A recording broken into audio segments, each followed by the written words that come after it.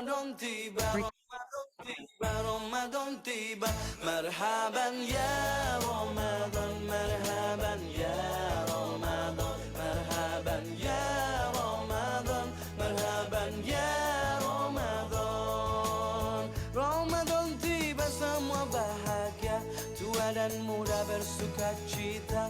Bulan ampunan, bulan yang berkah, bulan terbebas api neraka. Andaikan saja Ramadan semua, bulan yang tiba, bulan yang ada, karena besarnya setiap pahala yang dijanjikan kepada kita.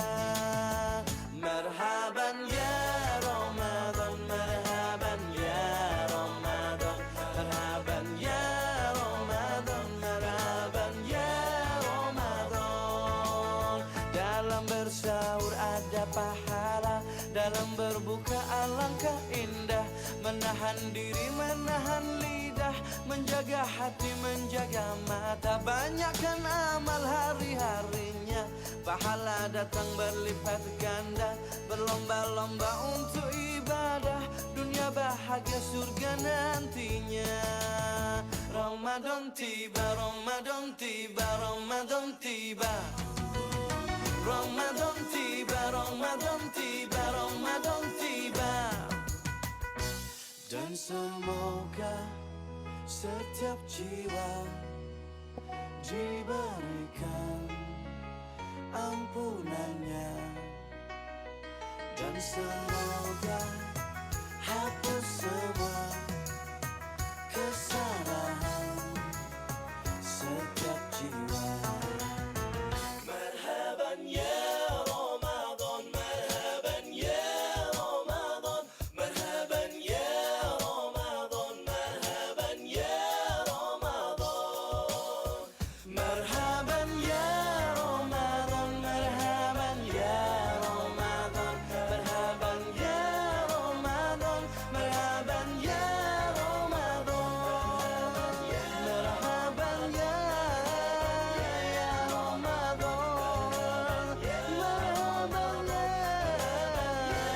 Ramadan, marhaban ya Ramadan, marhaban ya Ramadan, marhaban ya Ramadan, marhaban ya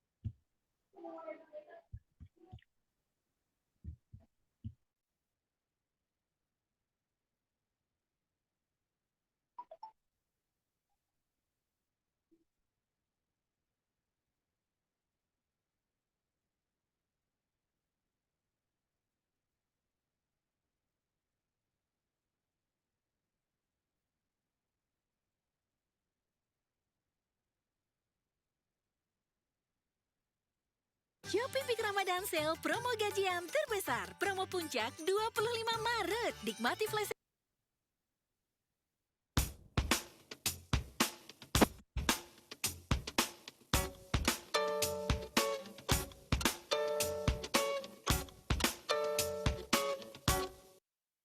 Ramadan datang, alam pun riang, menyambut bulan yang berkah. Umat berdendang, kumandang azan, pertanda hati yang senang. Oh, hati yang gembira.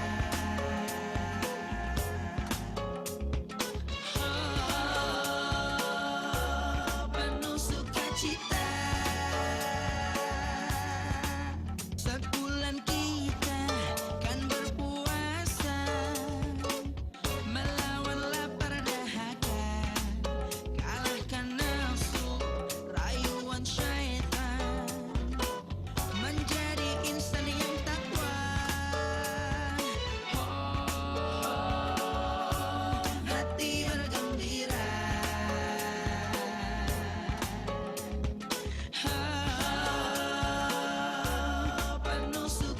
cita.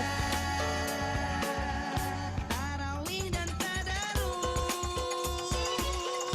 bersujud di tengah malam, berzikir dan berdoa, menyebut asmamu Allah, dan tak lupa berzakat, sempurnakan kewajiban, mensucikan jiwa sebagai insan yang fitri.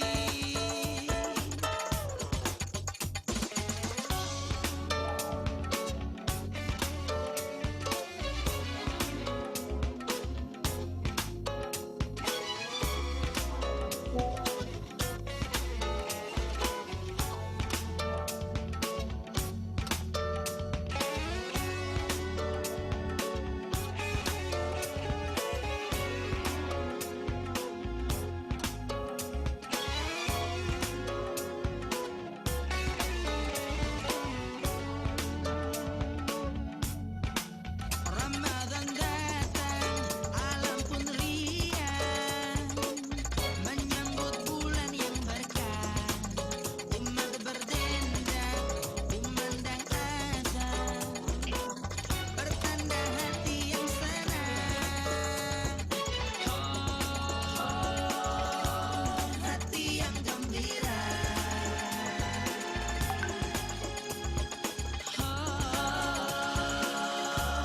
Penuh sukacita. Tarawih dan tadarus, bersujud di tengah malam, berzikir dan berdoa, menyebut asmamu Allah, dan tak lupa berzakat, sempurnakan kewajiban, mensucikan jiwa sebagai makhluk Allah. Lupa berzakat, sempurnakan kewajiban, mensucikan jiwa sebagai insan yang fitri. Tarawih dan tadarus, bersujud di tengah malam, berzikir dan berdoa, menyebut asmamu Allah,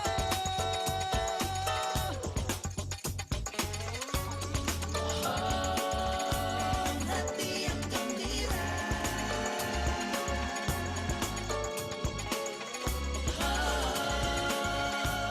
penuh sukacita.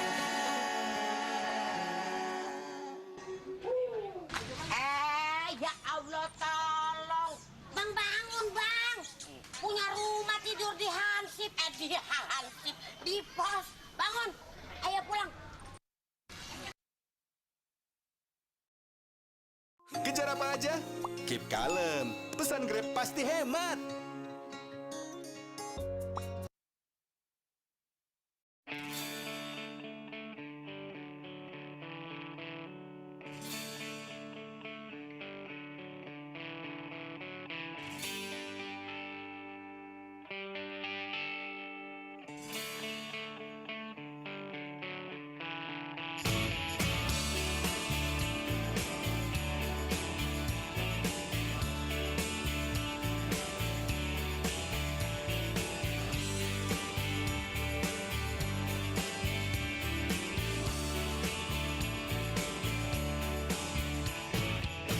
Kan ku ucap kata taubat sebelum kau memanggilku kembali padamu. Iya, sambung. Izinkan ku serukan namamu sebelum nyawa dalam tubuhku kau ambil kembali padamu. Karena ku tahu hanyalah pada dirimu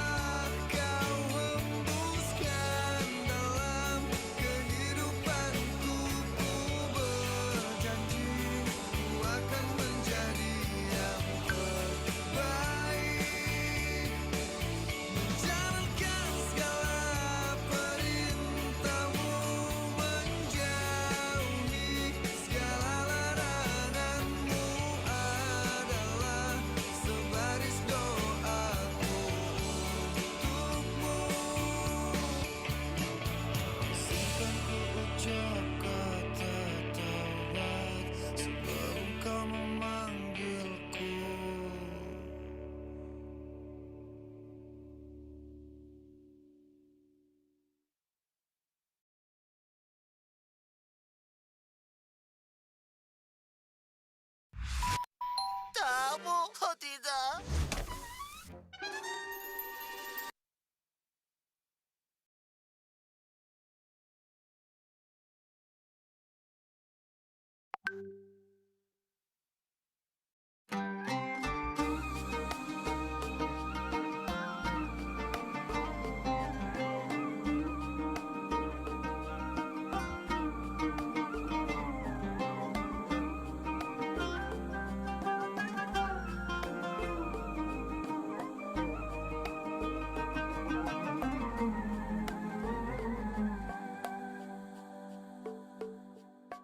Ketika kau tak sanggup melangkah, hilang arah dalam kesendirian, tiada mentari bagai malam yang kelam, tiada tempat untuk berlabuh, bertahan terus berharap Allah selalu di sisimu.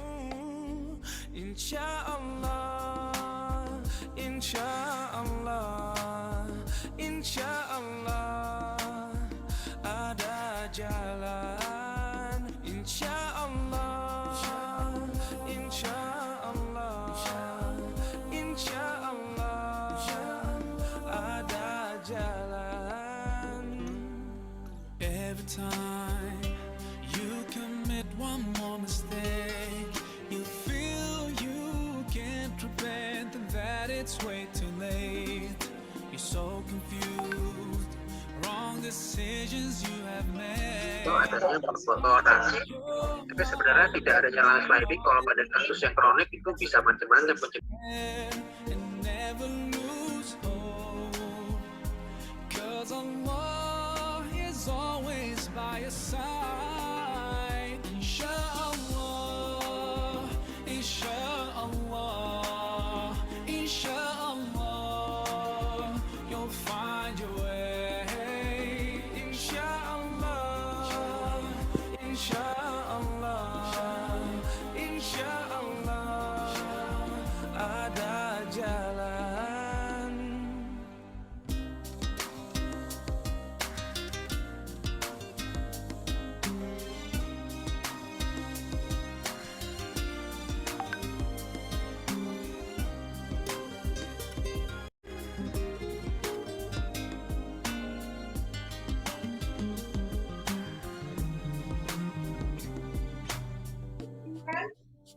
Turn to Allah, He's never far away. Put your trust in Him, raise your hands and pray. Ya Allah, tuntun langkahku di jalan-Mu, hanya Engkaulah pelitaku. Tuntun aku di jalan-Mu selamanya. Insya Allah, insya Allah, insya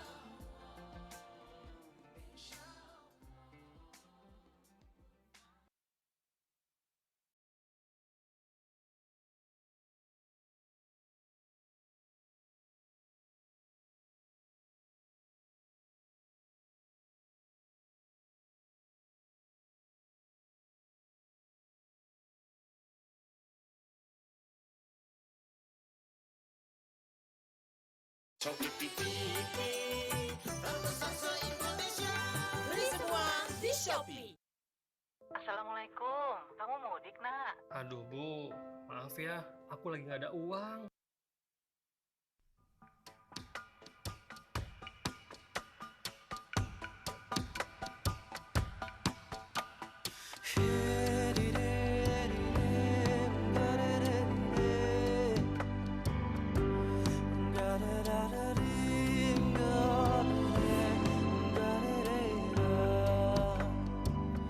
Tombo ati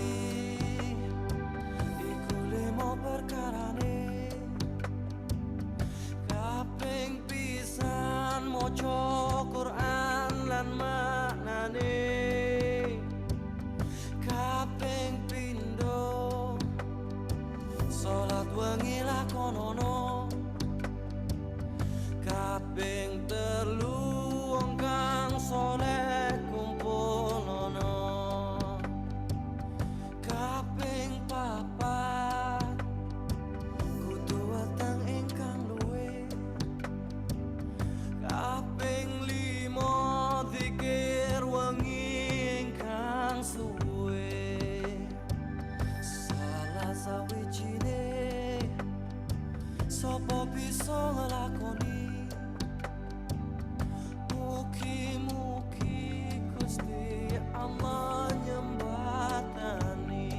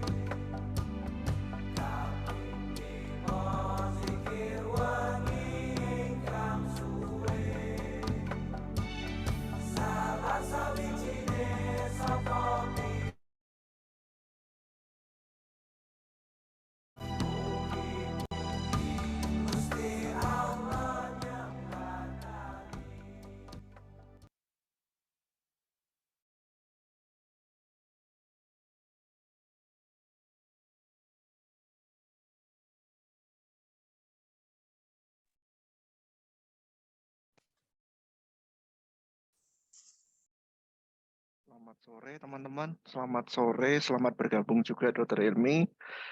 Mohon maaf karena hari ini hostnya agak malu-malu dan tidak mau ketemu DPL-nya ini Bu Dok. Jadi terpaksa saya gantikan. Oke, kita mulai saja. Webinar kali ini adalah seri pertama dari reumatolog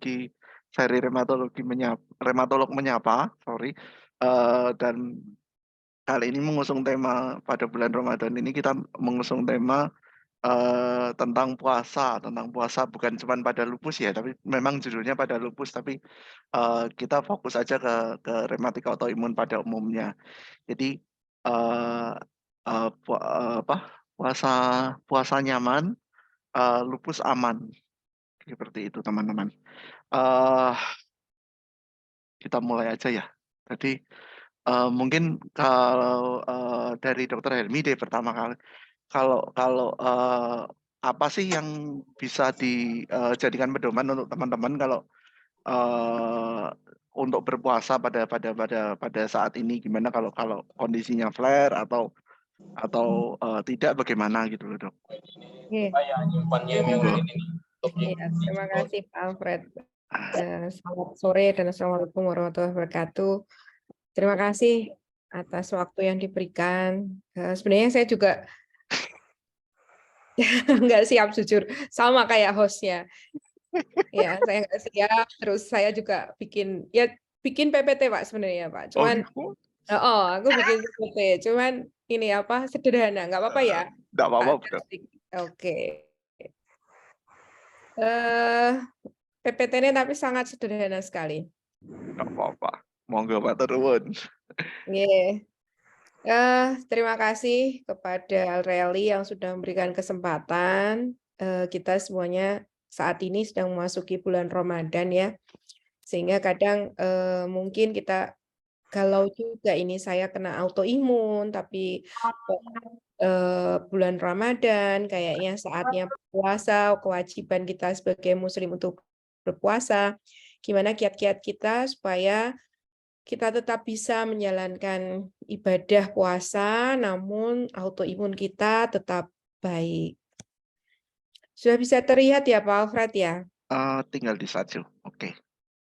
Oke, Matur matur nuwun. nuwun. Ya. Kalau kita sebagai muslim mungkin ada dua hal yang mendasari kenapa sih kita itu harus berpuasa.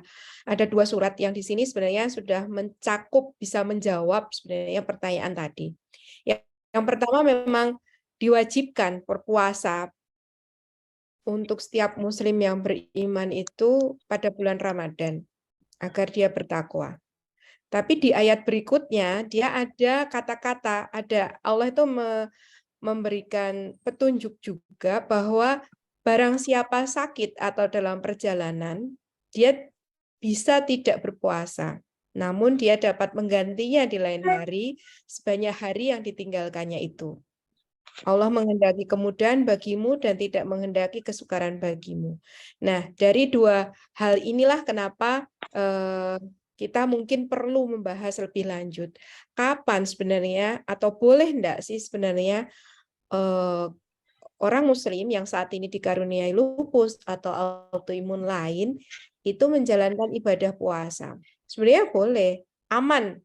Berpuasa itu aman. Kalau di bahasa Inggrisnya atau di beberapa jurnal dia bilang fasting intermittent fasting, long intermittent fasting ya, Pak.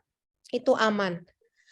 Terutama puasa ini diperbolehkan pada autoimun yang masih terkendali. Terkendali artinya aktivitas penyakitnya ringan sampai sedang. Tapi kalau misalnya dia dalam kondisi yang flare berat, misalnya dia sedang dalam kondisi kolitis karena lupusnya, atau mungkin dalam kondisi NPSLE, nefritis lupus berat yang hipoalbuminemia, ya itu mungkin sebaiknya didiskusikan dulu dengan DPL. Apakah kondisi lupusnya saat ini itu diperbolehkan berpuasa atau tidak. Dan tidak serta-merta bahwa kalau saya berpuasa, obatnya boleh putus dong, bukan begitu. Mungkin berpuasa memang akan membuat di siang hari Bapak Ibu semuanya tidak bisa makan minum seperti halnya pada bulan yang lain. Namun bukan berarti bahwa obatnya tidak bisa diminum. Obatnya tetap harus diminum, tapi dengan waktu yang berbeda, misalnya pada saat buka, menjelang tidur, dan juga pada waktu sahur. Puasa otomatis kalau kita sebagai muslim di siang hari kita tidak bisa makan, tidak bisa minum, namun diharapkan pada waktu kita sudah berbuka, kita tetap mendapatkan asupan yang cukup dari sisi makanan, baik itu yang bersifat cairan, minuman, maupun yang bersifat serat, termasuk diantaranya adalah diet yang seimbang. Diet yang seimbang ini bukan berarti bahwa semuanya dimakan. Kan kalau orang puasa itu biasanya kalau sore-sore gini Pak Alfred, lihat apa saja enak. Otomatis semuanya dilumpukkan di meja.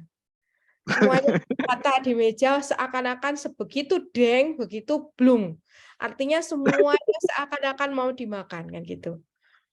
Nah, hal ini yang sebenarnya cobaan ya, cobaan buat kita yang berpuasa dan juga cobaan buat perut kita, karena sebenarnya puasa yang dimaksud di sini ini kan bukan hanya memindahkan waktu makan, tapi sebenarnya kan juga Menahan hawa nafsu untuk makan. menahan hawa nafsu sehingga diet seimbang pasca beduk itu juga sebaiknya dipertimbangkan.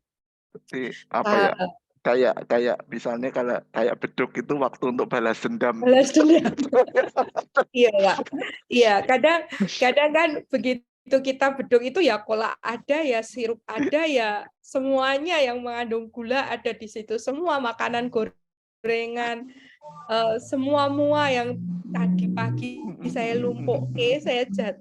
saya kumpulkan itu saya balas dendamkan di sore hari. Sebenarnya tidak seperti itu. Karena pada prinsipnya ini adalah menahan diri sehingga diharapkan diet yang seimbang, cairan yang cukup, serat yang cukup tetap diperhatikan setelah berbuka. Namun juga kita perlu evaluasi, Pak Alfred. Ada beberapa kondisi autoimun yang seperti sklerosis itu, yang kebetulan dia mungkin ada gangguan motilitas dari esofagus, atau mungkin pada lupus yang kebetulan diikuti oleh gejala seperti kolitis misalnya, yang diare dan sebagainya, yang dia kalau misalnya makan sesuatu jadi timbul diare, yang berlebihan dan sebagainya. Kita harus perhatikan bahwa makan malam terakhirnya jangan terlalu lambat. Iya, jangan terlalu malam, karena kalau mungkin terlalu malam, motilitas atau pergerakan lambungnya atau kerongkongannya itu, tenggorokannya itu tidak begitu cepat, akan mengakibatkan rasa senep atau sebah atau penuh yang berlebihan selama sepanjang malam itu. Ya kan, begitu kita makan terus tidur, makanannya belum sempat turun nih, belum sempat ke lambung, belum sempat ke usus 12 jari. Kita sudah tiduran yang posisinya posisi yang terlentang, otomatis pergerakannya menjadi makin lambat. Nah, pada pasien dengan sklerosis sistemik atau lupus yang dia ada gangguan motilitas, sebaiknya makan malam paling lambatnya 2 jam sebelum tidur. Mungkin itu, Pak Alfred. Nah, terus kalau kita puasa itu efeknya apa sih? Mungkin itu ya, Pak Alfred ya? Iya. Dibuka-buka dulu nanti baru diskusi, habis itu diskusi ya. Siap. Ya. Kalau di bahasa mereka, di beberapa jurnal itu prinsipnya kan puasa ini mengendalikan kalori dan asupan lemak. Otomatis kalau dia terjadi pengendalian kalori dan asupan lemak, ada beberapa hal yang mungkin bisa kita harapkan dalam tanda kutip. Minimal berat badan agak turun dikit lah, ya kan? Kalau berat badan turun, harapan kita adalah proses peradangan, proses inflamasi itu juga akan berkurang. Apalagi kalau sampai lemaknya turun, itu gold standar sekali itu. Kalau lemak itu berkurang, kadar kolesterol kita juga berkurang, kemudian kadar asam urat kita juga berkurang. Risiko untuk terjadinya aterosklerosis atau penebalan pembuluh darah karena peradangan yang terjadi pada autoimun itu justru jauh berkurang. Itu optimisnya kita. Yang kedua, kalau kita puasa itu biasanya kan maknya jadi teratur ya. Biasanya yang semula kadang lupa sarapan, sekarang jadi sahur. Terus yang sebelumnya nanti deh makannya, atau nanti makan malamnya kadang terlalu malam. Jadi buka. Teratur akhirnya. Nah, keteraturan ini harapannya bisa memperbaiki GERD maupun yang sifatnya dispepsia fungsional. Itu secara garis besarnya seperti itu. Namun ada juga yang, ini sebenarnya jurnalnya bukan, istilahnya bukan Q1 ya, bukan yang terakreditasi penuh, tapi melihat ini cukup menggelitik juga, terutama yang penganut ya. Iya. Manfaat puasa pada autoimun itu ternyata ada beberapa jurnal yang tadi saya baca, ininya apa namanya? sumbernya dan nanti saya sampaikan, ini belum sempat saya tulis di bawah. Puasa atau intermittent fasting itu pada beberapa studi dia akan memperbaiki permeabilitas dari atau memperbaiki dari koloni di usus. Itu yang pertama. Kemudian yang kedua, puasa itu dapat meningkatkan autopagi. Autopagi itu kalau istilahnya memakan sisa-sisa kita. Kalau boleh kita ngobrol sedikit tentang autoimun. Autoimun terutama lupus itu terjadi karena proses pembersihan diri kita yang mungkin tidak optimal. Istilahnya adalah self antigen. Antigen kita sebenarnya itu punya kita sendiri nih. Badan-badan kita sendiri, organ-organ kita sendiri. Nah, pada saat seharusnya kita itu dibersihkan secara bersih, optimal, itu ternyata ada bagian yang tidak dibersihkan secara optimal, sehingga menimbulkan self antigen atau antigen diri kita sendiri. Itulah yang mencetuskan akhirnya daya tahan tubuh itu berusaha keras untuk mengeluarkan, membersihkan itu. Itulah terjadinya autoimun.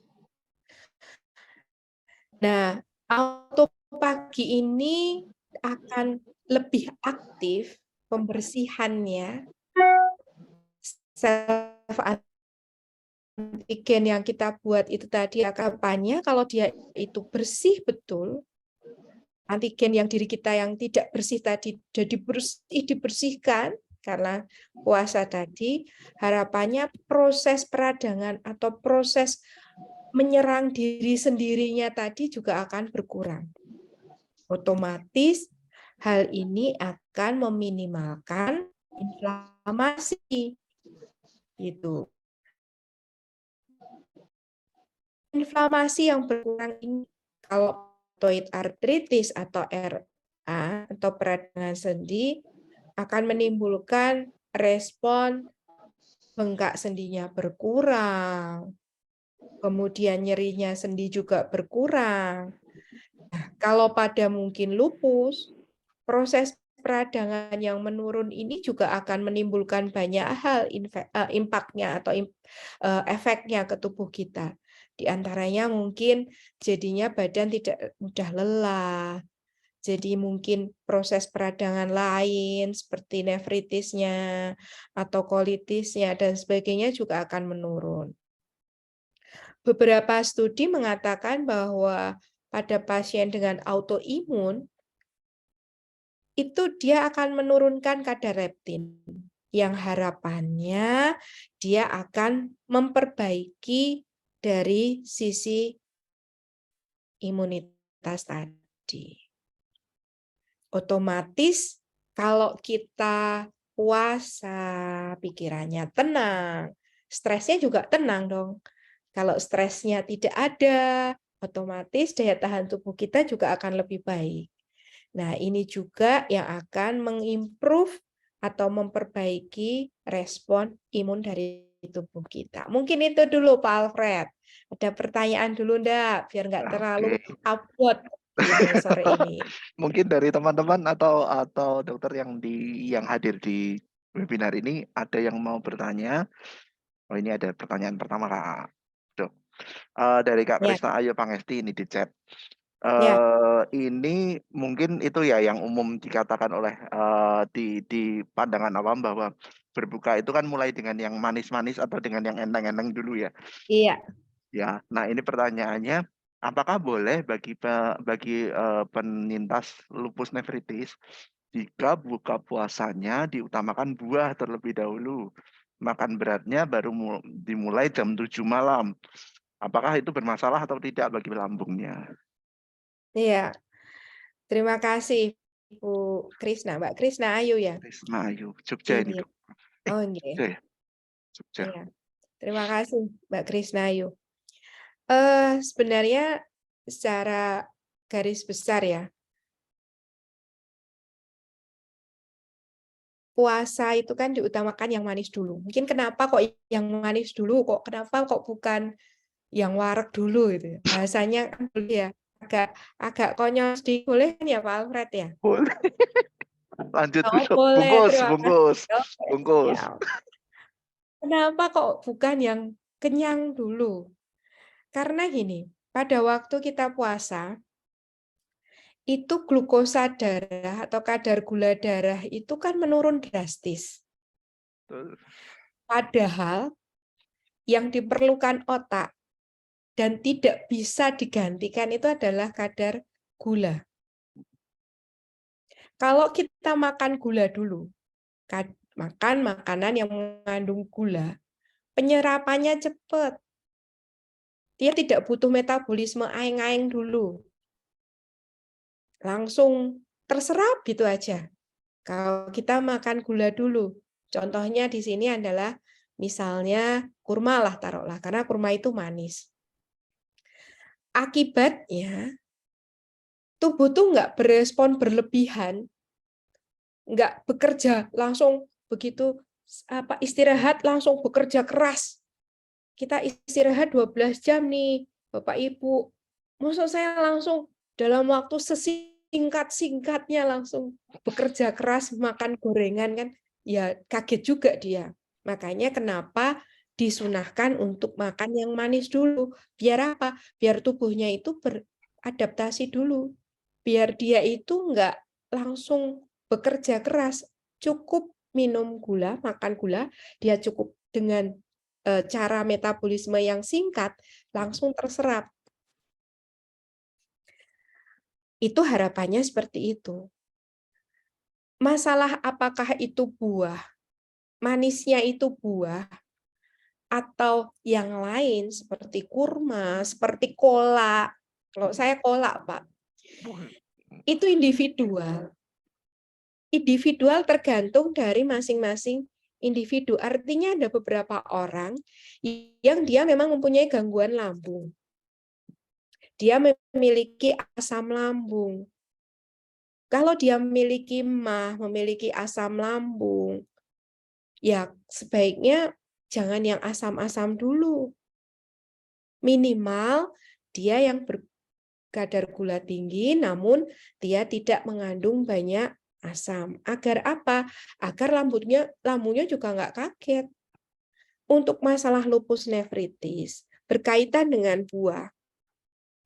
Sebenarnya tidak ada hubungan secara langsung apakah buah ini terus bikin lupus nefritisnya aktif atau aman atau tidak, tergantung apakah dengan kondisi Ibu Krisna yang ada lupus nefritis ini diikuti juga dengan gangguan di lambung atau tidak.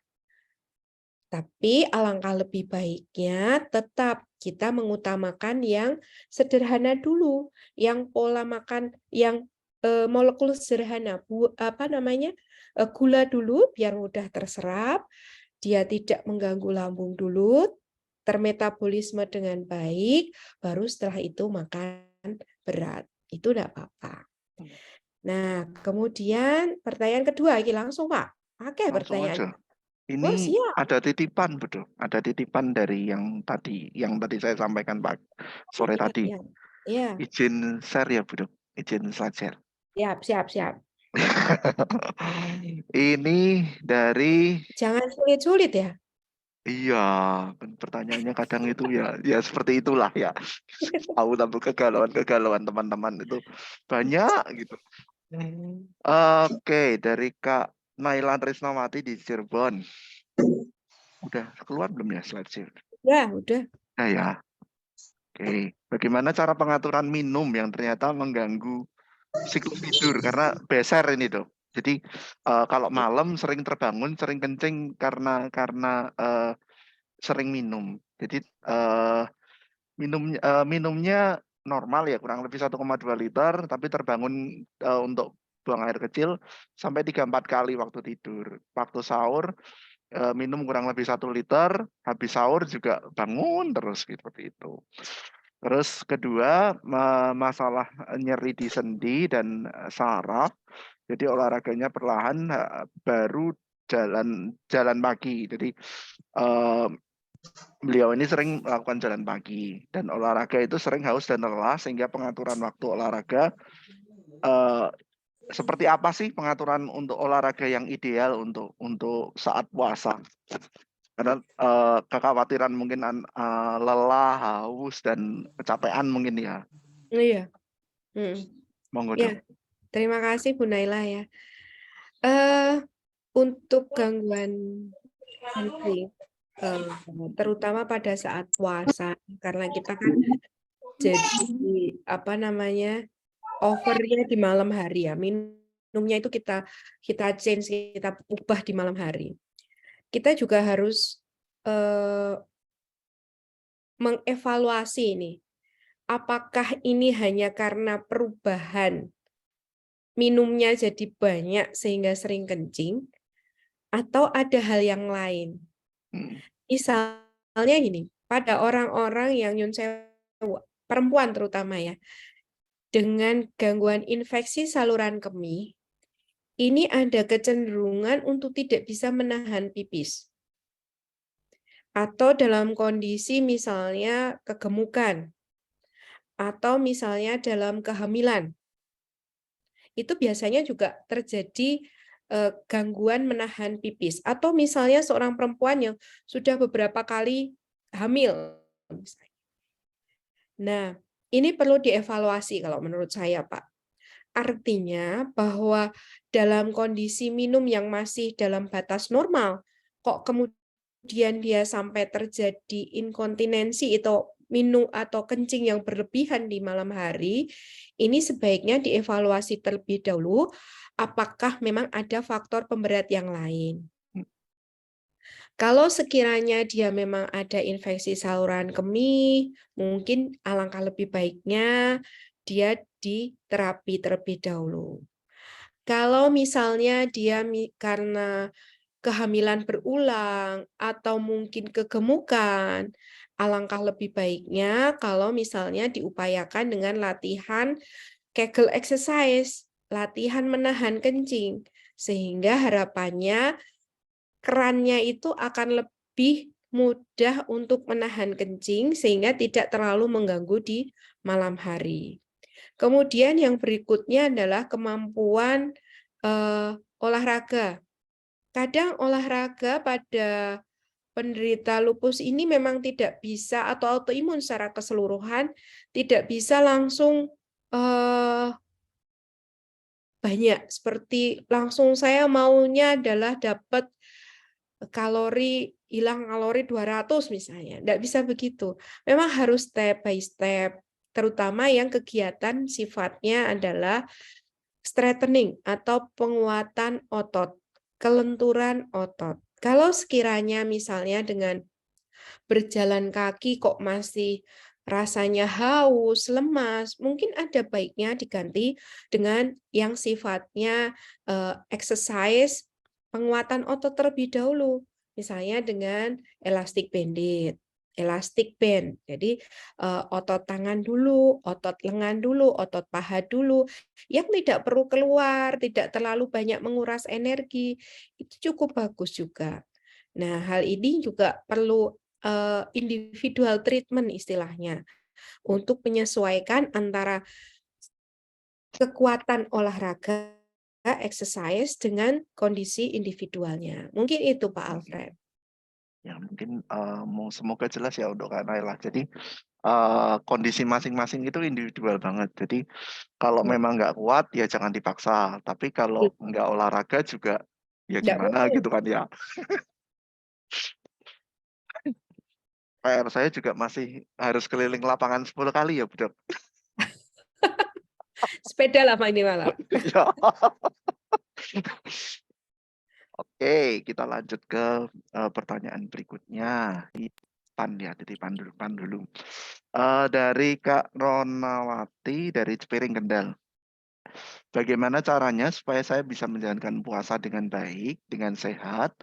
Lalu makanan apa yang harus saya makan karena posisi saya masih menyusui? Walaupun anaknya sudah 2,5 tahun, sudah besar ya? Iya, udah 2,5 tahun, ini Iya. sudah saatnya disapih ini. Ini Iya. mungkin ibunya yang susah melepas atau anaknya yang susah disapih. Iya. Monggo Dok, ada saran nggak Dok? Iya, iya, kalau mungkin saya sini lebih ya, mungkin yang belum terbiasa mungkin saya agak celemang-celemong ya. Kok ono sing anu, saya tak menyampaikan dulu bahwa saya suka celemang-celemong dan to the point mungkin ya.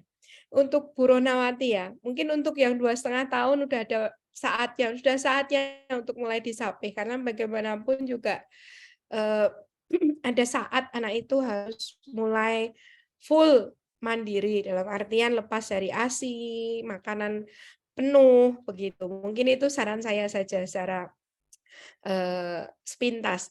Namun untuk yang saat ini memang masih busui, puasa dan saat ini diparingi autoimun, salut 2 jarilah. Kita harus tetap mempertahankan kewajiban secara habuminallah dengan berpuasa, tapi kita juga harus tetap memenuhi kewajiban kita ke anak. Di satu sisi kita diberikan autoimun, itu suatu yang berat memang. Saran saya untuk makanan hampir sama sih, prinsipnya adalah kurangi junk food lah. Mungkin itu aja. Karena kita kadang tidak sadar ya, tidak waspada bahwa makanan yang kita makan itu sak jan-jane bermanfaat enggak ya? Itu saya sendiri juga kadang masih hilang, kadang masih inget itu Pak Alfred. Masih banyak kerupuknya saya itu. Sama gorengan Itu ya Dok? kalau boleh dievaluasi sama dokter ahli gizi, itu mereka akan mengatakan, itu fungsinya kerupuk buat apa ya? Secara kalori dia nambah banyak, tetapi secara gizi dia nggak ada, ya kan? Nah, mungkin kalau saran saya dengan waktu kita berpuasa yang di mana waktu makan itu lebih pendek, lebih sedikit, kita hanya makan dari ba'da maghrib sampai akhirnya ke sahur, itu kan waktu yang sedikit ditutup dengan tidur, kita nggak bisa makan terlalu banyak, nek banyak ya keblebeken ya Pak Alfred ya. Otomatis kita harus benar-benar nyaring. Ini kira-kira makanan kita ada gizinya enggak ya? Kebanyakan junk food enggak ya? Kalorinya bagaimana ya? Kalau sekiranya kita sudah mulai bisa memilah dan memilih, insya Allah asal makanan itu sehat dalam artian fresh food, kemudian dia mengandung cukup gizi, dimulai dengan yang manis, kalori dan seratnya cukup, insya Allah baik-baik saja. Mungkin itu Pak Alfred. Evaluasi diri juga buat saya.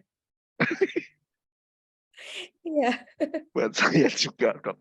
Artinya untuk teman-teman yang penting dilihat bahwa makanan itu bergizi cukup. Bergizi cukup artinya kebutuhan satu hari itu terpenuhi dengan makan sekian kali dalam waktu berbuka maupun pada waktu sahur. Kemudian juga, tapi jangan dibikin stres juga ya Dok ya. Ya enggak Ya, lah. kadang itu kan mereka kan untuk teman-teman juga kadang stres milih ini harus apa, ini yang baik apa. Jadi mungkin untuk teman-teman ya pantangan itu sebenarnya nggak ada ya artinya Dok ya. Untuk rematik autoimun secara umum kan nggak ada ya, kecuali kalau kasus celiac dan atau semacamnya mungkin.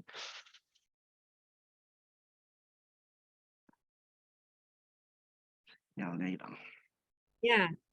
Ya, walaupun ada beberapa yang masih belum semuanya, bahwa pada pasien dengan autoimmune disease itu sebenarnya tidak ada pantangan yang pasti seperti orang GOAT gitu. Nah, kalau pada orang dengan asam urat mungkin ya dia harus mengurangi yang banyak mengandung protein, banyak mengandung Tinggi purin. urat ataupun ya kalau orang dengan celiac dia otomatis harus mengurangi atau berpantang yang banyak mengandung gluten. dia memiliki gangguan misalnya apalagi ya Pak Alfred, sklerosis misalnya, Ya. mungkin intinya adalah waktu makannya yang sedikit tapi sering. Pada prinsipnya orang sehat pun juga sebaiknya makanannya kan yang sehat ya. Jadi artinya dia memiliki cukup gizi, cukup kalori, kemudian dia juga mengandung serat yang tinggi, kemudian mengandung banyak protein dan mineral. Mungkin itu sebenarnya hampir sama antara orang sehat dan orang dengan autoimmune disease. Ya. Jadi ini juga menjawab pertanyaan dari Kak Widya Stuti dari Pemalang tentang makanan apa saja sih yang harus dijaga ketika berpuasa. Nah, sekarang kita mungkin lanjut dulu ya dok. Yang dari PowerPoint tadi kita lanjut dulu deh. Masih ada lanjutannya kan itu? Silap aku yo lali mbak PowerPoint-ku.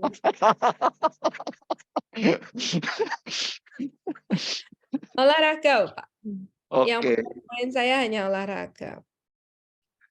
Siap. Ini tadi belum sempat selesai ini, Pak. Belum selesai. Belum. Jadi olahraga. Tadi ada beberapa jurnal yang menyampaikan saya tutup share screen-nya dulu ya. Iya.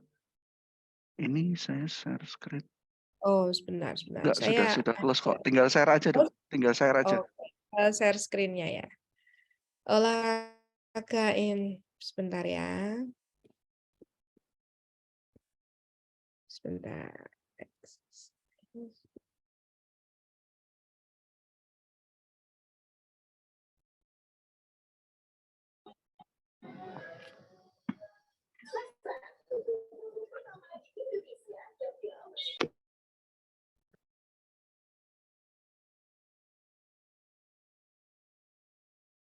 Nah.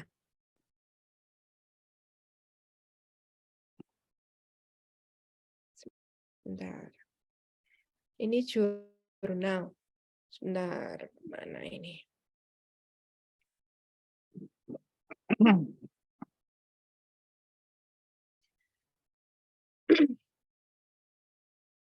Ini sebuah jurnal yang cukup baru, walaupun tidak spesifik hanya pada autoimmune disease. Di sini jurnal ini saya besarkan dulu ya. Nggak ketok, Pak? Kelihatan, Pak? Kelihatan, Bro. Kelihatan. Oke. Jurnal ini tahun 2020 dari Q1, lumayan sih, bagus. Dia melihat bahwa bagaimana sih kombinasi kesehatan itu kalau misalnya orang dengan puasa dikombinasikan dengan exercise atau olahraga. Karena dia systemic review, artinya dia menggunakan berbagai macam jurnal yang memakai kata keyword-nya itu adalah intermittent fasting, Ramadan, restrictive eating, physical exercise. Ada 711 jurnal yang membahas tentang itu. Dan ternyata hasilnya bahwa kombinasi antara puasa dengan exercise itu jauh lebih efektif dalam memperbaiki body komposisi seperti berat badan, BMI, lingkar perut, massa lemak, dan persentase dari lemak. Otomatis dia juga akan memperbaiki glukosa, insulin resisten, menaikkan HDL, menurunkan LDL, memperbaiki tekanan darah, memperbaiki trigliserid dan juga oksigen. Artinya bahwa kombinasi dari puasa dan olahraga itu adalah suatu strategi yang menarik dan efektif untuk gangguan kardiovaskuler dan metabolik. Nah, ini menggelitik buat saya. Kenapa? Kita mungkin udah agak melenceng sedikit. Pada orang dengan lupus, bukan berarti saya mencoba menakut-nakuti, enggak loh ya. Pada orang dengan lupus, terutama yang sudah ada keterlibatan organ, proses peradangan itu kan tetap berlangsung. Karena proses peradangan itu menimbulkan beberapa hal yang namanya vaskulopati atau gangguan di pembuluh darah. Gangguan inilah yang kadang membuat selain karena faktor lupusnya, juga faktor steroidnya, membuat gangguan di kardiovaskuler maupun berat badan, termasuk adminnya. Iya. Iya kan? Iya. Ini sekali Sama lagi. yang hostnya juga ya, Bu. Termasuk hostnya ya. Saya sekali lagi mohon maaf dulu. Saya orangnya ceplas-ceplus seperti ini. Sesuk aku yo bodoh ya, Pak. Ora apa-apa, Bunda. Kita sudah biasa di poli Ya, seperti itu. kita Jadi sudah biasa ya, seperti ini. Tapi mungkin buat yang belum terbiasa sama saya, aduh, dokter kok ngeri ya. ngeri ya. Padahal Nek enggak tahu loh. ditutup pintu nih. Dokter Nek Helmi tahu itu ditutup pintu nih ya. iya, Dokter Helmi itu DPL yang Unik. baik gitu kan. Enggak. Artinya kan care loh. Mana ada apa ya, DPL yang sampai visite di Bangsal hari Minggu itu juga sudah something loh, Bu Dok. Ora yo, aku tetep benda. Guru-guru rally kita tetep. Enggak, maksud saya gini, kita kembali ke topik nih, Pak. Daripada nanti banyak gitu. Orang dengan autoimun itu kan sering mengkonsumsi kadang membutuhkan steroid, ya kan?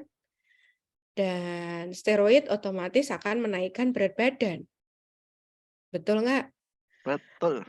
Di satu sisi, autoimunnya itu sendiri akan mengganggu vaskuler atau pembuluh darah. Jadi kan jarang bergerak, tambahlah berat badannya lagi. Kardiovaskuler dengan autoimun itu tetangga dekat. Nah, dengan adanya jurnal ini, systemic review ini, kita bukan berarti bahwa saya habis ini langsung exercise, target saya adalah 700 kalori per hari. Ya, enggak gitu juga. Saya besok pokoknya puasa, terus lingkar jam saya harus penuh. Target saya tak naikkan 600 kalori. Ya enggak gitu juga. Tapi paling tidak ini sebagai apa ya istilahnya review untuk diri kita sendiri juga bahwa dalam kondisi berpuasa pun kita tetap harus exercise. Exercise tidak berarti harus yang tadi yang memenuhi target kalori sekian, enggak.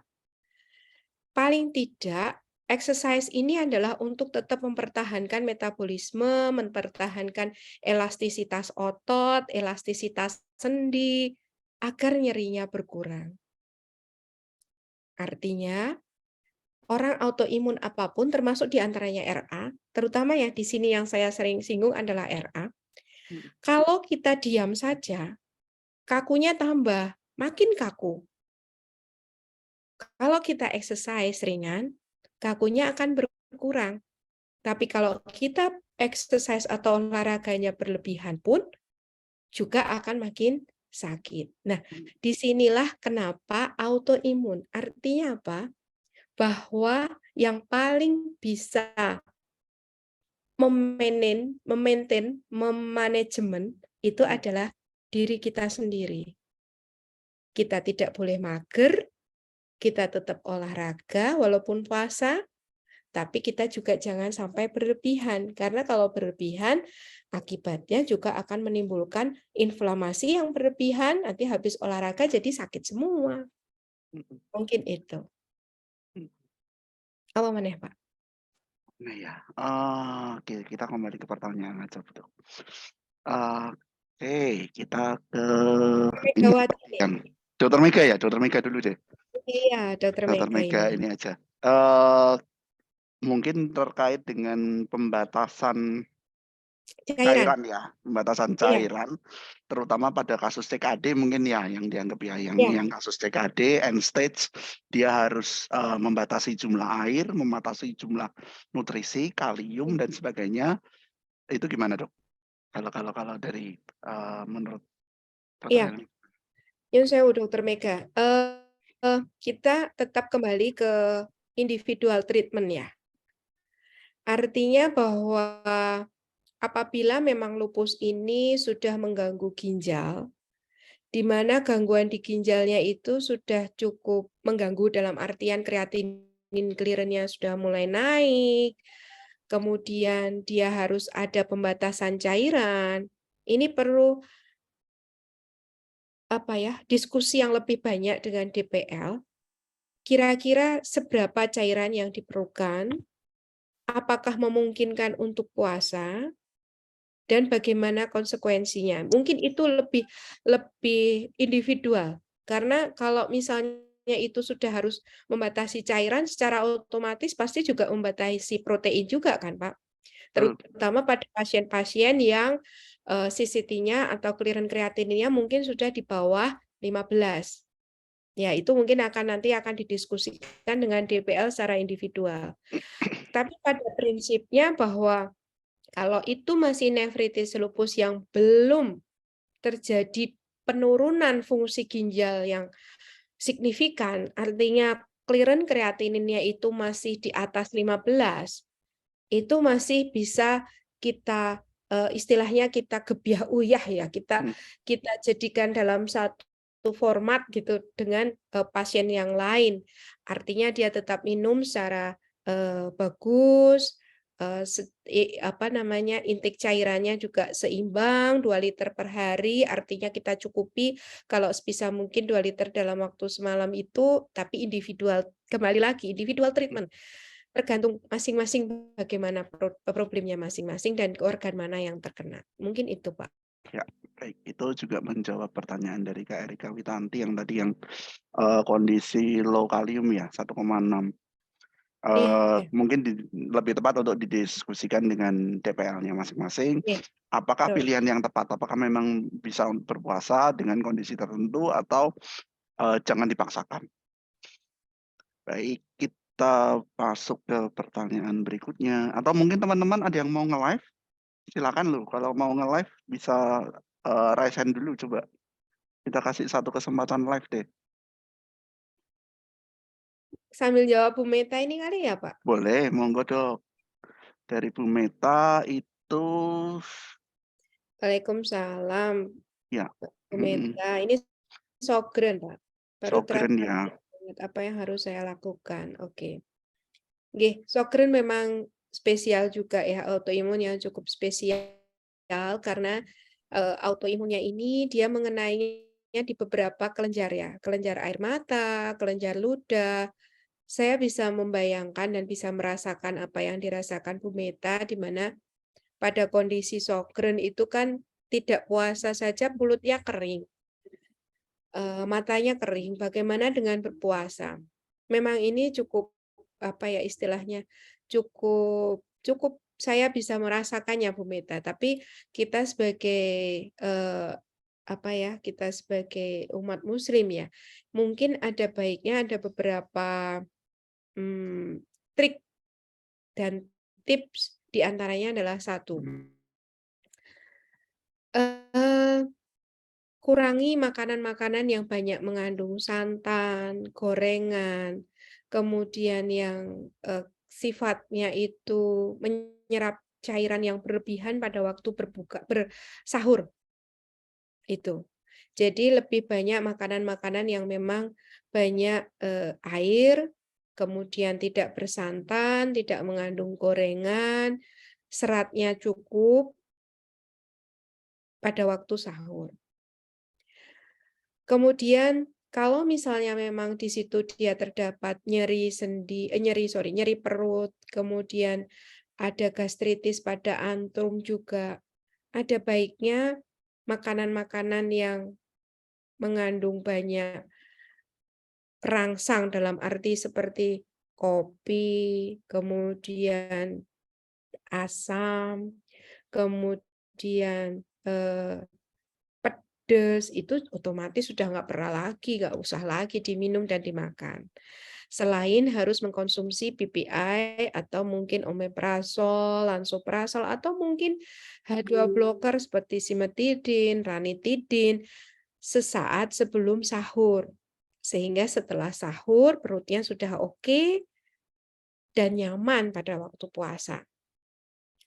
Pada saat buka puasa, ada baiknya minum air dengan cukup gula, tidak terlalu manis, atau mungkin makanan yang manis dulu, tapi jangan bersantan. Sehingga merangsang tetap pengeluaran kelenjar air liur. Setelah itu bisa diikuti oleh makanan-makanan yang banyak mengandung serat, buah, dan sebagainya. Dan harapan saya intensitas untuk mengunyah ini agak lebih ditingkatkan, misalnya dengan konsumsi buah, karena buah kan harus mengunyah ya Pak.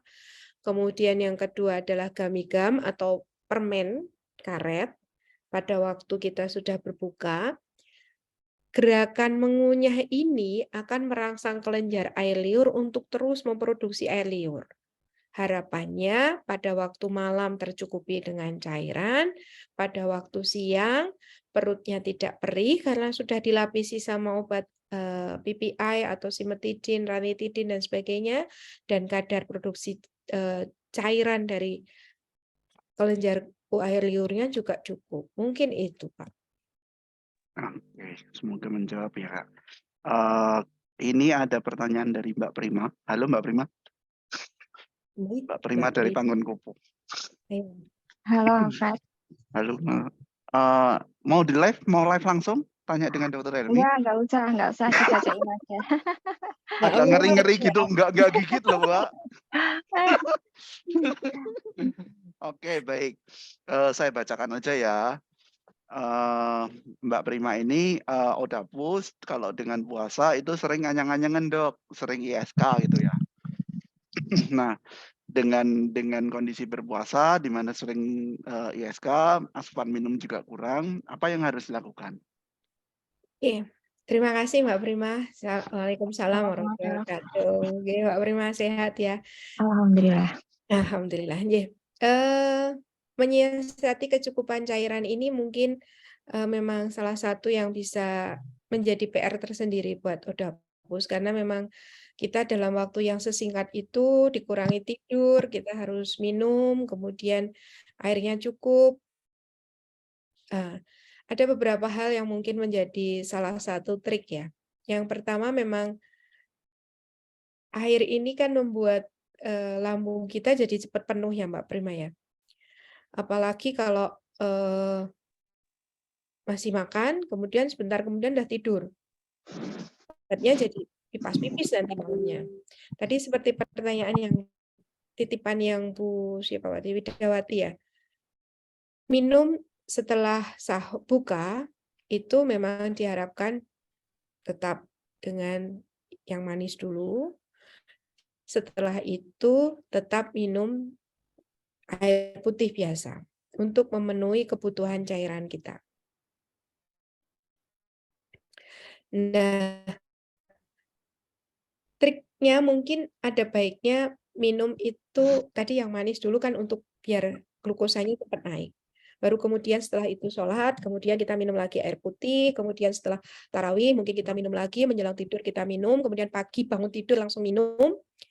Habis sahur mau menjelang imsak kita minum lagi. Mungkin itu alternatifnya.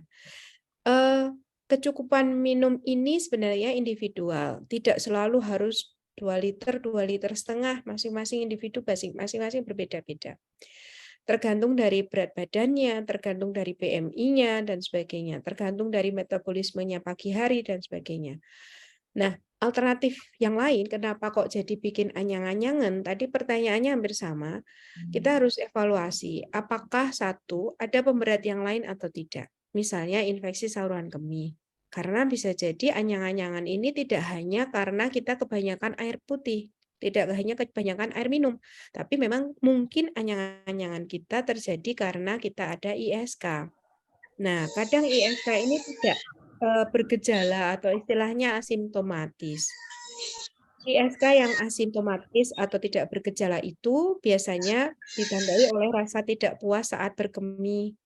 Kemudian sebentar-sebentar terasa ingin berkemih. Kemudian seperti setelah selain tidak tuntas, sebentar-sebentar berkemih, kemudian juga ada rasa panas setelah berkemih.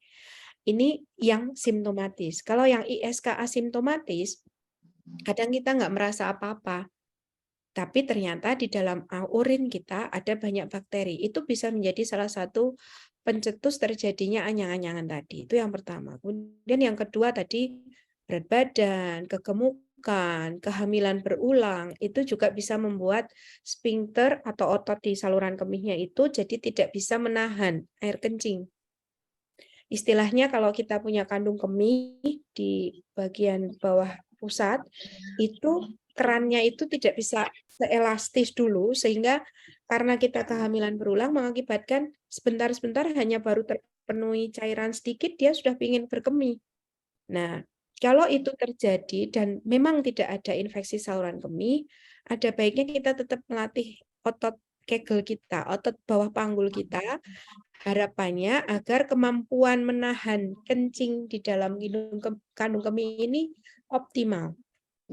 Tidak harus bentar diisi kandung kemihnya langsung harus terasa pipis. Itu perlu latihan memang. Kegel exercise bisa Ibu atau Bapak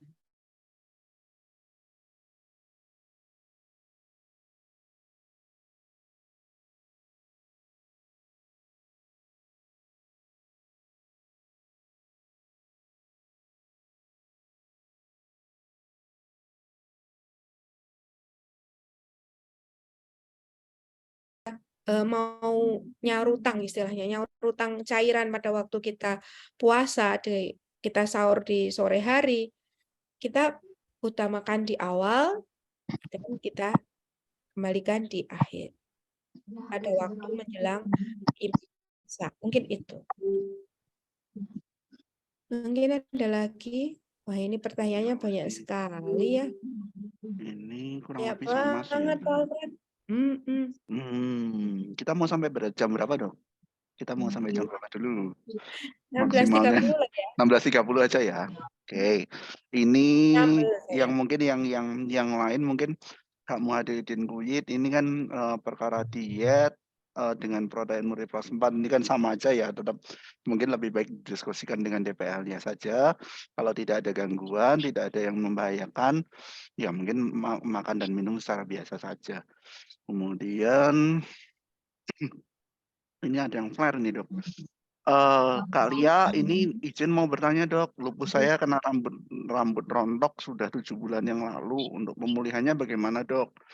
Terus selama puasa saat ini tipsnya bagaimana? Mungkin atau mungkin Kak Lia mau live? Ini kondisinya flare atau enggak ya? Iya, saya Lagi mau flare ya? live nanya. Iya, lagi flare. Udah selesai sebenarnya, cuman tetap tipis. Silakan, Kak. Langsung aja. Iya, Dok. Jadi 7 bulan yang lalu kan flare, terus sekarang udah pemulihan, tapi tetap tipis. Ada tips ampuhnya nggak, Dok, buat ini rambut selama puasa ini? Ya, terima kasih Mbak Lia.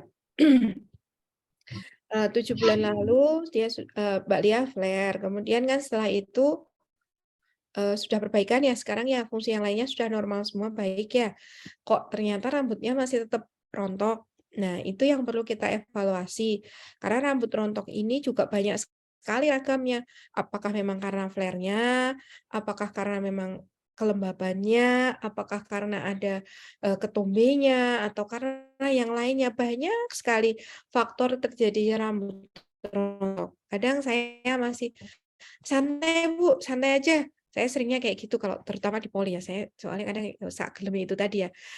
Mmm, kalau misalnya satu, dulu flare, kok sekarang itu masih rambutnya rontok banget ya, coba dievaluasi dulu deh.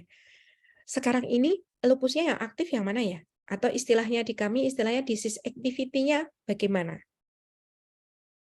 Kalau saat ini proteinuri tidak ada, malares nggak ada, nyeri sendi nggak ada, kemudian gangguan yang lain, seledainya, istilahnya SLE Daily Activity Index-nya itu memang sudah membaik, sudah remisi, kok ternyata masih ada rambut rontok, kita lihat lagi bagaimana pertumbuhan akarnya, bagaimana rambutnya secara keseluruhan, apakah ada ketumbe atau tidak, kelembabannya bagaimana, itu dulu.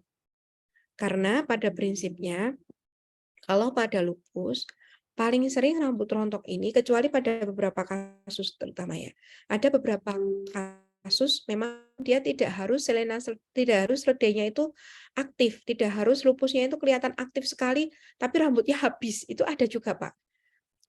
Tapi biasanya, paling seringnya, seledainya ini tinggi, aktivitas lupusnya itu sedang tinggi, dan dia flare, dan dia rambutnya rontok. Yang paling sering seperti itu. Kalau memang masih seledainya masih tinggi, aktivitasnya masih tinggi, masih ada malar, masih ada proteinuri, masih ada nyeri sendi yang cukup banyak, masih ada fatigue atau kelelahan yang berlebihan, kok itu memang rambutnya rontok, kita perlu evaluasi nih.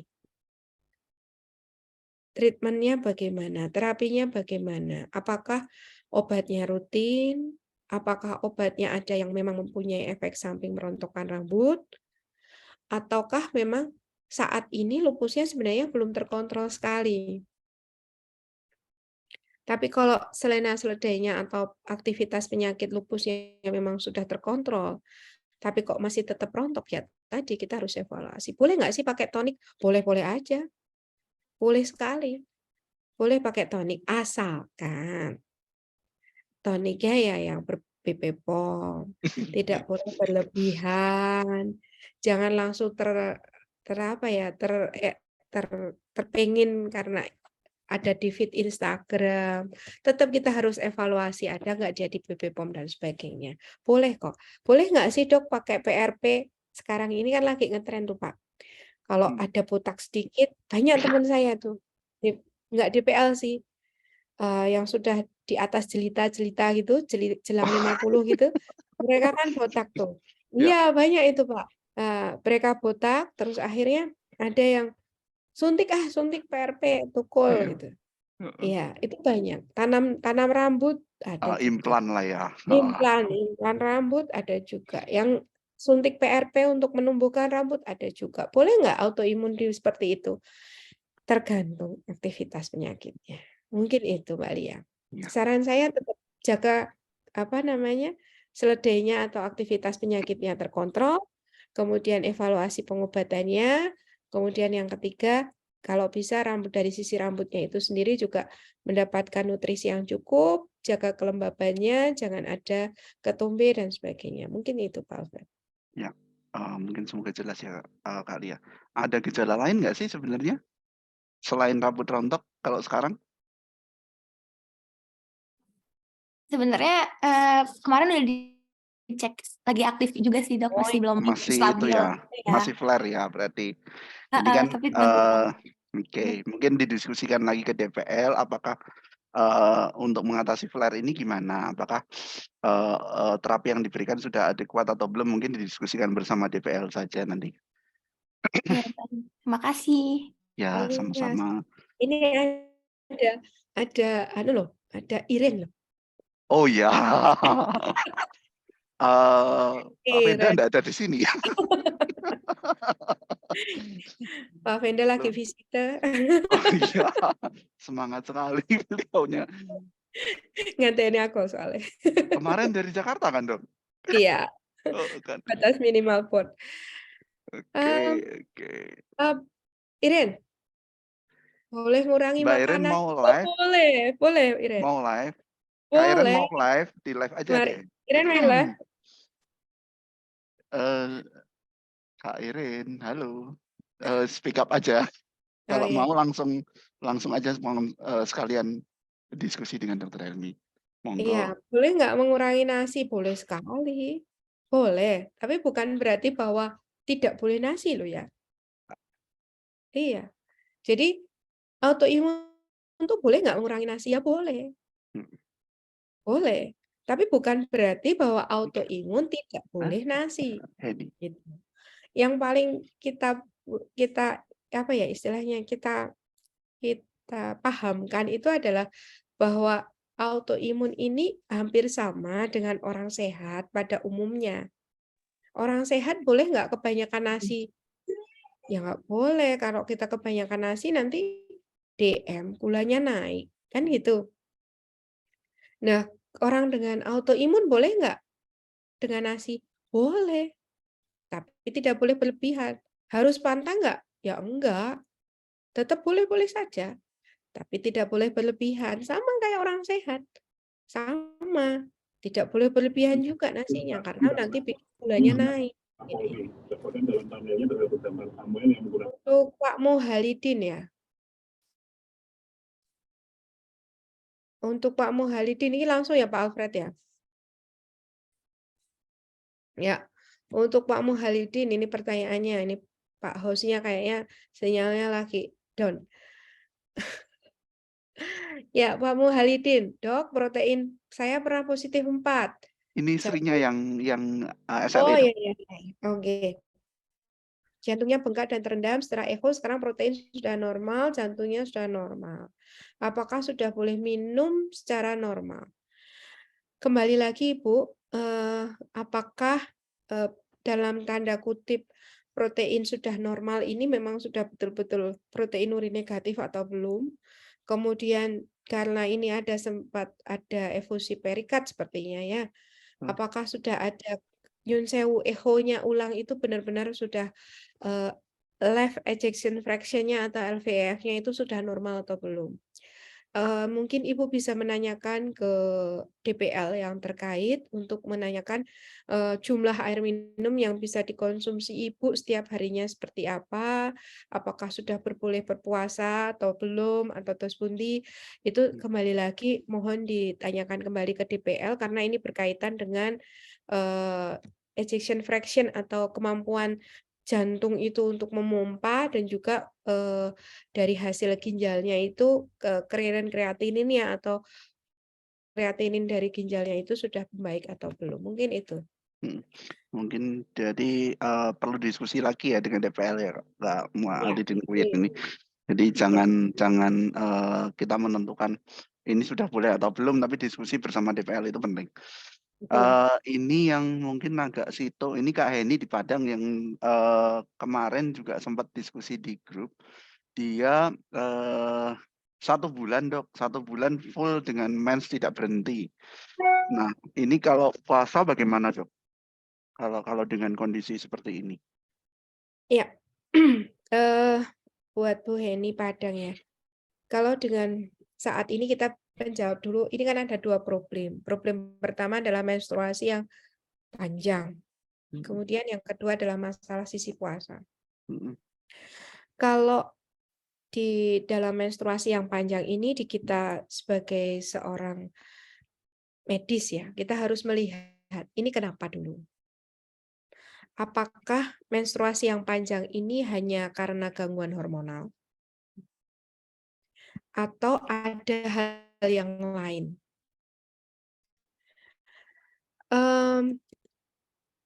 Kita ada baiknya mungkin Bu Heni kembali ke DPL-nya untuk menanyakan atau mungkin kalau saya pribadi itu kan mempunyai keterbatasan.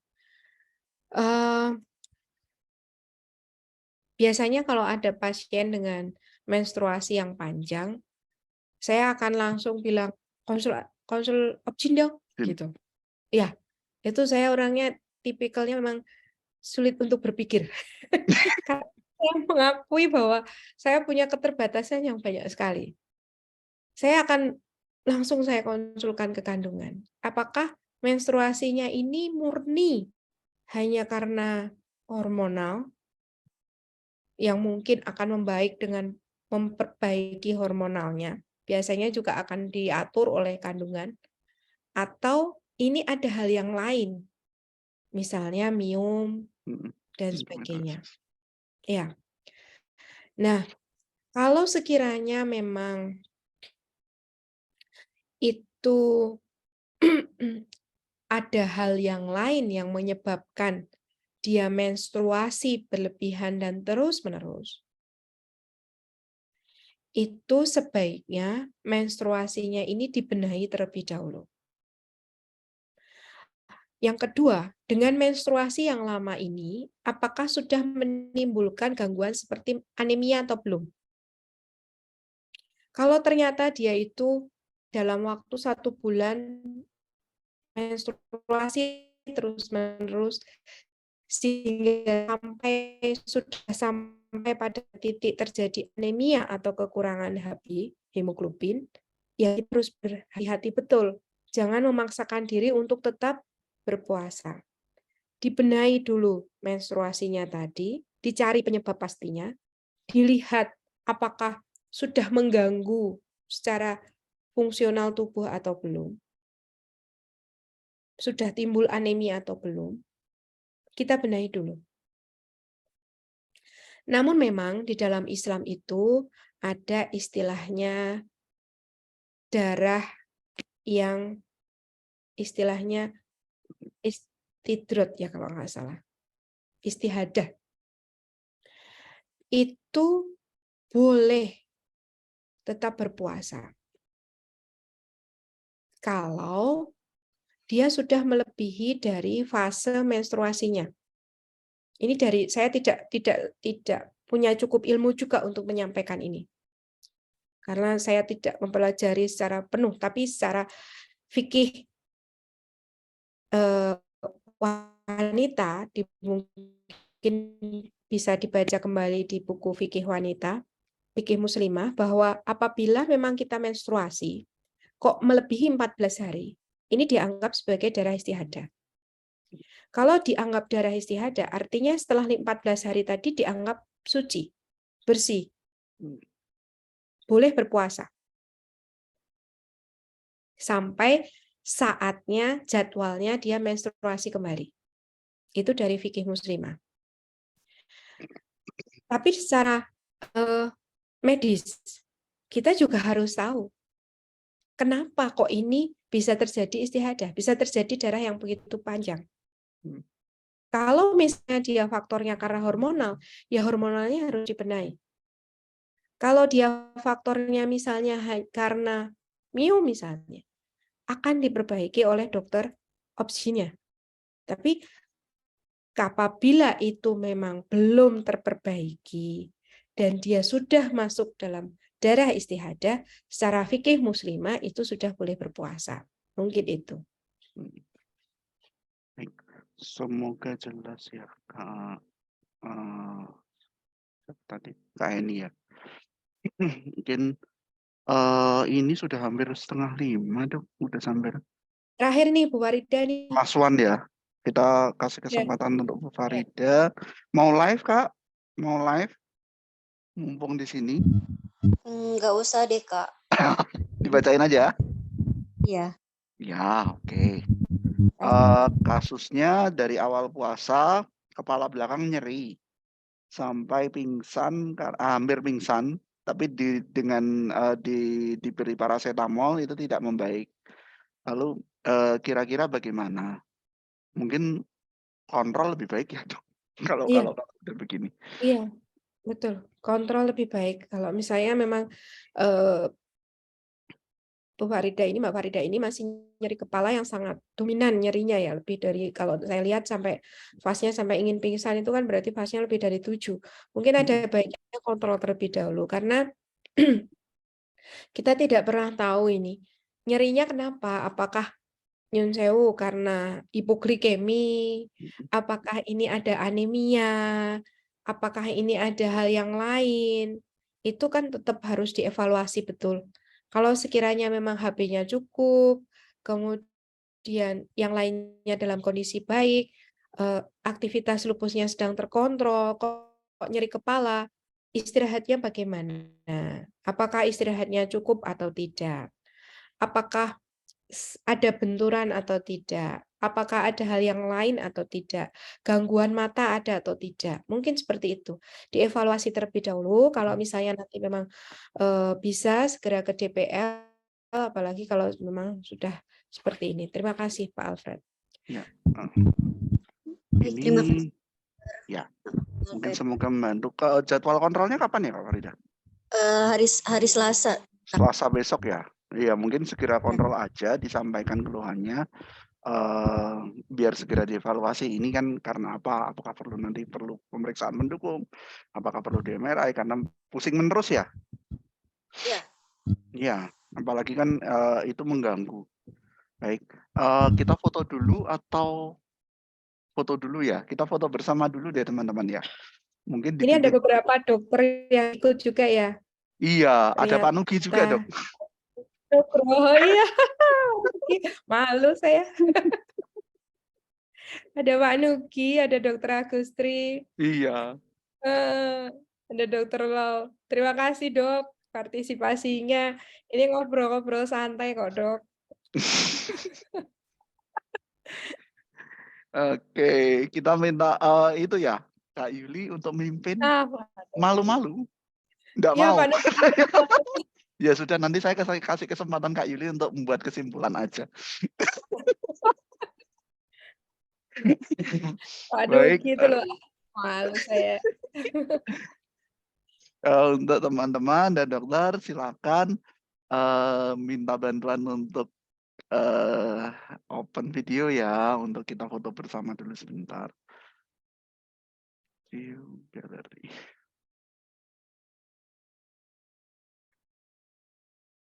Oke, ada 3 page. Ada yang di jalan juga ya, Kak Ferry juga di jalan. Nggak apa-apa. Iya, Hati-hati. nggak apa-apa. Ada yang sedang tugas, ada yang masih di rumah sakit, itu masih ada di farmasi dan sebagainya. Baik, oke, semangat ya teman-teman. Kita mulai dari page pertama. 1, 2, 3.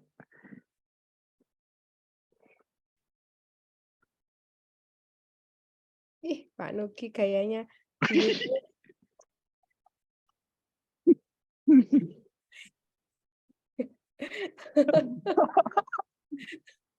Page Ini 2. Pak Nugi kayaknya. 1, 2, 3. Oh iya. Ini kayak kayak apa ya istilahnya, patok nomonisnya Pak Nugi. Izin ikut dokter.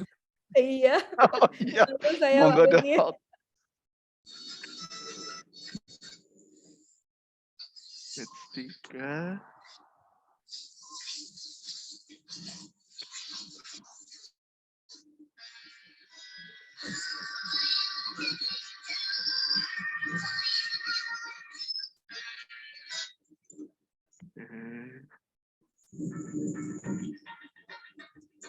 Pak Nugi masih praktek nih. Dokter ya. Luar biasa. Mantap. Baik, terima kasih. Terima kasih. Saya mohon maaf kasih.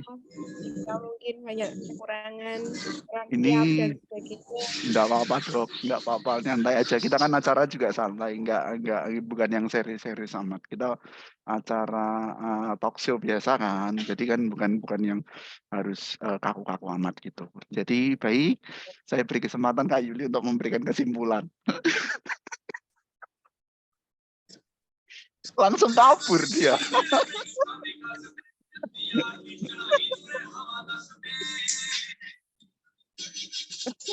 Oke, jadi kita ambil kesimpulan aja ya, kesimpulan singkat. Ini malah makan. Oke, yang pertama puasa itu tetap ya sebagai umat Muslim memang kita diwajibkan untuk melakukan puasa, ibadah puasa. Tetapi pada kasus tertentu seperti kasus sakit maupun kasus rematik autoimun itu juga harus disesuaikan dengan kondisi masing-masing teman-teman. tidak memaksakan diri, konsultasikan dengan DPL masing-masing, apakah layak untuk berpuasa atau tidak, jangan dipaksakan. Tapi kalau memang memungkinkan, ya silakan saja berpuasa dengan cukup gizi yang di asupan intake gizinya cukup, lalu perhatikan juga asupan cairan. Untuk kasus-kasus tertentu seperti kasus CKD atau SRD, mungkin teman-teman juga bisa mengonsultasikan dengan DPL masing-masing, apakah memungkinkan untuk puasa atau tidak. Lalu obat-obatan yang dikonsumsi juga itu perlu penyesuaian waktu, artinya yang biasanya 2 kali sehari atau 3 kali sehari itu didiskusikan juga dengan DPR masing-masing, bagaimana cara konsumsi yang tepat. Atau perlu adjustment, jadi misalnya pada saat sebelum sahur atau setelah sahur, sesaat setelah sahur atau saat berbuka, itu disesuaikan. Oke, mungkin seperti itu. Terima kasih Dokter Helmi, terima kasih untuk teman-teman semua yang telah hadir, terima kasih dokter yang hadir. Ini sesi ini menutup sesi Rheumatolog Menyapa hari ini. Saya izin closing. Terima kasih semua. Selamat berbuka puasa untuk yang berbuka. Terima kasih. Lebihnya mohon Ini maaf ya untuk Kak semuanya. Yuli sudah berbuka malah. Ya, izin live ya Pak Alfred. Ya, matur nuwun, Dok. Oke, terima kasih. Assalamualaikum. Waalaikumsalam. Assalamualaikum warahmatullahi wabarakatuh.